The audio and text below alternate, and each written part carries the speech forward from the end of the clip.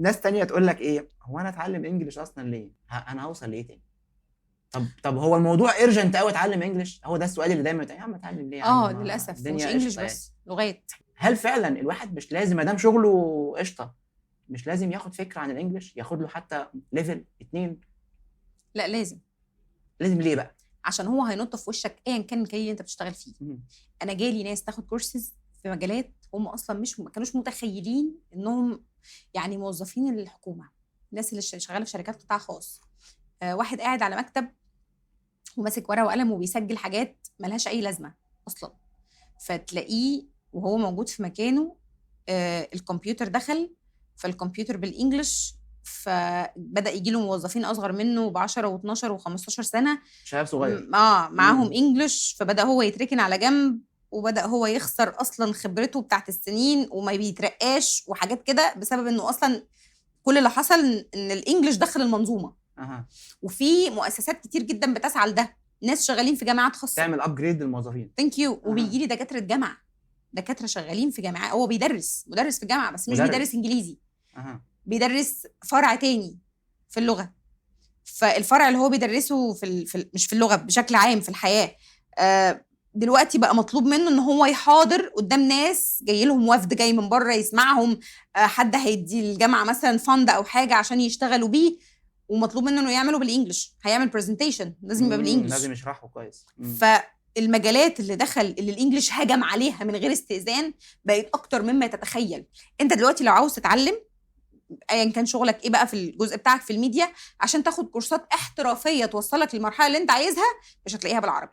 عاوزين بس نركز على نقطه، فكره المرحله اللي انت عاوزها، لان الناس فاكره ان الانجليزي ده يعني من 1 ل2 ل4 هو ده الموضوع كله. واضح من كلامك ان هو انت عاوز ايه من الانجليزي. طبعا عاوزه في ايه، هو ده اللي بيفرق في ايه، لان انا مش هروح اخد حقنه انجليزي فانا خدت كل الموضوع، انا عايز ايه منه فهروح. لان في ناس بتبقى شايله هم انا هاخد ايه ولا ايه ولا هعرف ايه ولا ايه وانا ناقص كل الحاجه، هو مش عارف هو انت عايز ايه، عايزه في ايه في شغلك. مش احنا اتفقنا ان انا عشان اعرف انا هتعلم ايه لازم اعرف انا فين.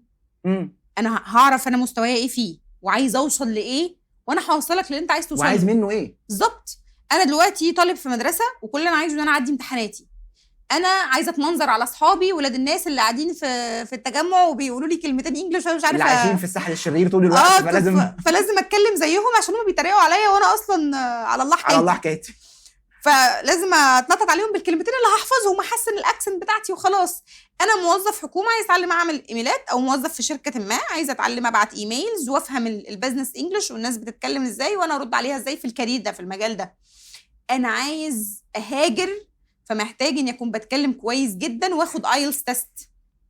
انا عايزه ابقى تيتشر، فكل واحد من دول ليه الجزء اللي هياخده يشتغل عليه ويوصل له، فهيبقى ليه شغل لوحده، هيوصل لحد مرحله معينه. انا ماما عايزه اذاكر لاولادي، فدي مستحيل اسويها باللي هياخد ايلتس، ده هيتفحت لحد ما يوصل للمرحله اللي هو عايزها اكيد يعني. انما دي هي يا دوب عايزه تبقى فاهمه المنهج، عارفه تقرا، لو وقف قدامها بعدين جمله بعد ما تخلص كورس تعرف تترجمها بره وتجيبها، بس مش في جوجل ترجمها. كنت ده السؤال الجاي، ترجمه جوجل وبرامج الترجمه. تمام، البرامج دي واشهرها واكبرها جوجل اللي اي حد عارفه، الترجمه دي صح لا. اصلا طب ده في ناس عايشه جوجل. ده في ناس عايشه عليه، واحنا نشكر جوجل على انه عمل المجهود ده، لانه ابلكيشن جوجل بيترجم كل لغات العالم. ودي حاجه بصراحه، فدي حاجه عظيمه يعني. هل بيترجم صح بقى؟ هو ده السؤال. بيترجم ترجمه حرفيه، ودي مصيبه سوداء. طب دي حته مهمه، ايه الفرق بين الترجمه الصح والترجمه الحرفيه؟ هقول لك. انا دلوقتي لما باجي اقول بالعربي بقول ولد جميل، لو ترجمتها بالانجلش هتبقى بوي هانسم، كده انا بوظت الجمله. لان الانجلش بياخد العكس، الصفه الاول وبعدين الناون، فهقول هانسم بوي. فانا لو اعتبرت ان ترجمه جوجل هي الترجمه الصح، هتلاقيه طول الوقت بيترجم لك الكلام مش على حسب ما انت قصده، على حسب ما هو فهمه. الكونسبت بتاع الجمله، ما كونسبت الجمله هما جوجل ما يعرفوش. جوجل ده مش انسان. لا جوجل مش انسان. لو انا حاولت اترجم كتاب على جوجل انا رحت في ده، دي كارثه. انا خلاص انا ما اتعلمتش اللي انا عايز اترجمه ده. دي حقيقه. طيب ايه القاموس اللي اقدر استعين بيه ويترجم لي نصوص الى حد كبير مقبوله قريب من الدقه؟ ريفرسو. لان ريفرسو مش بيترجم من عنده، ده هو في ناس مدخلين عليه نصوص جاهزه مترجمينها مترجمين عمالقه في شغلهم، فالنصوص دي موجوده وهو بيستعين بيها. يعني انا لما بدخل اكتب له مثلا عايزه اترجم جمله انا رايح الشغل، انا ذاهب الى المدرسه، فهو بيشوف الجمله دي كانت مترجمه في انهي نص، لان هو عنده النص العربي والانجليش عنده او النص باللغتين، عنده ريفرنس بيرجع له، فهو ما بيجيبش من عنده، هو بيجيب من الريفرنس، جوجل بيجيب من عنده.